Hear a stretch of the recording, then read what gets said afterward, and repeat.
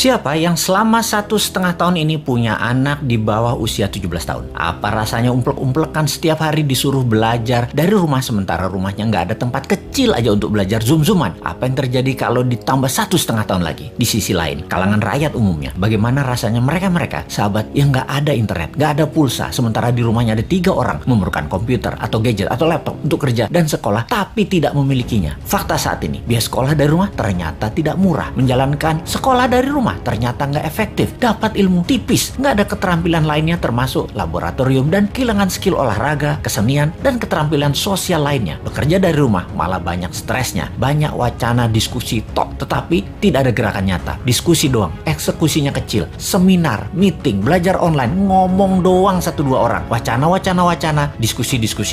Rekening mah minus juga. Saat ini dunia bergeser jauh. Berapa lama kita akan menjadi seperti ini di bawah serangan virus? Jawabannya, kalau gini cara mengelolanya, selamanya, setidaknya sampai tahun 2025. Demikian kata WHO dan World Bank. Waduh, paling cepet 2023 awal deh, tetep aja lama. Maunya tahun 2021 ini paling lama selesai deh. Vaksin dah tuh 100% orang Indonesia. Pertanyaan lagi, apakah selesai COVID? Ya nggak tahu juga. Menurut Ngana, selesaikah COVID ketika 100% manusia Indonesia sudah divaksin? Jawabannya nggak tahu. Misalnya, manusia setelah divaksin, efeknya tingkat kematian dan fatality-nya menurun, tetapi tetap bisa kena. Dimana kalau kena ya isolasi mandiri, katakan 10 hari. Setiap hari ada 30.000 orang bergantian bergiliran. Tiap hari ada 30.000. Karena 10 hari di isoman, maka yang dikurung hari itu adalah 300.000 orang per hari yang terkurung gantian sampai 100 juta orang. Gitu ya, 2 tahun itu bisa tercapai. Bisa lebih. Serem amat ya kalau ini terjadi. Untuk mencapai 60% populasi yang benar, ya bisa 2 tahun lagi, mungkin bisa 4 tahun lagi. Kalau hal ini terjadi, maka bukan hanya ekonomi yang ambiar, tetapi keterampilan sosial anak kita, keterampilan lainnya hilang. Bisa terjadi generation gap yang parah, di mana di tahun 2045, 24 tahun lagi, mereka usianya yang sekarang 10-20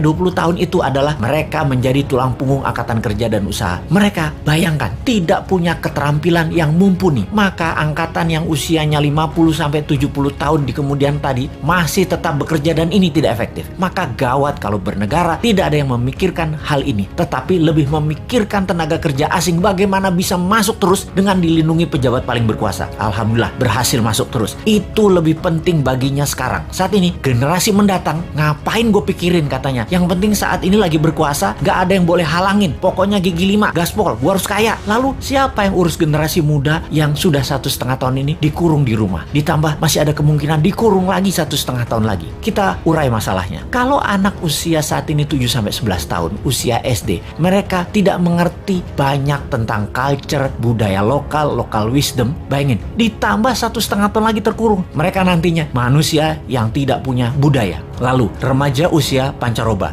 baru akil balik, usia 11-15 tahun. Mereka adalah manusia lagi cari jati diri. Kematangannya berubah. Dirinya not a girl, but not yet a woman. Menjadi terhambat. Ditambah 1,5 tahun lagi kejiwaan mereka, maka man atau woman tidak paham, tidak akan matang. Sulit menjadikan boy to man. Di usia 16-23 tahun, masa SMA dan kuliah, anak ini adalah masa kreatif dan puncak-puncaknya iseng dan puncak-puncaknya main di usia ini. Kesalahan-kesalahan kecil itu penting untuk modal nanti bersosialisasi di kemudian hari. Tidak banyak mereka bisa lakukan. Mereka masuk generasi yang hilang. Kalau ditambah 1,5 tahun lagi, sekolah mereka tak berketerampilan, tak ada kesempatan di laboratorium, di studio, praktek kerja, keilmuan jalanan atau street smartnya tidak ada. Hampir tidak mungkin membuat mereka berubah from man to gentleman. Ada 40% saat ini dari populasi Indonesia yang usianya saat ini 7-23 tahun. Yang 20 tahun lagi mereka merupakan tulang punggung keluarga, bangsa, negara. Jadi apa mereka ini nantinya? Ada yang mikirin pelindung nikel, mikirin. Yang pasang baliho jualan tahun 2024 itu mikirin. Yang menjabat sekarang mikirin. Kalau bosman, ada tuh bala muda walau kecil, kita berjuang.